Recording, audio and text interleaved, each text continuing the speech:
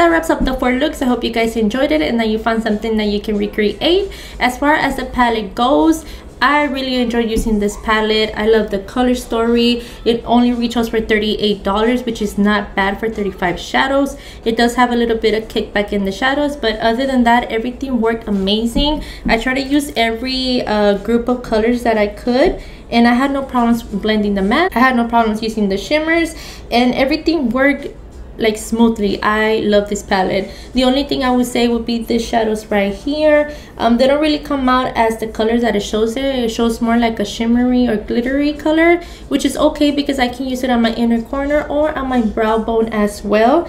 But anything else, I mean, I'm really happy that I bought this palette, and I do highly recommend it. But at the end of the day, it's up to you. Like I said before, I know that there's a lot of drama involved with her all the time, but as far as the palette goes, it does work, which is at the end of the day what matters. And I use her first palette a lot on clients, so I'm pretty sure that I'll be using this one a lot too. But yeah, so another thing that I bought from Morphe along with the palette was the lashes that I'm wearing right now, and they are called Secretive. This one's right here, and they are amazing. I think these are my favorite lashes. They looked amazing with every single look that I did, whether it was just the first glam or the cut crease or this smoky eye. So I highly recommend them, and I bought them on sale for $5. So I don't know if they still have them, but I just wanted to throw that out there. But other than that, that is the end of the video. I hope you guys have an amazing day, and thanks for watching, and I'll see you guys next time. Bye.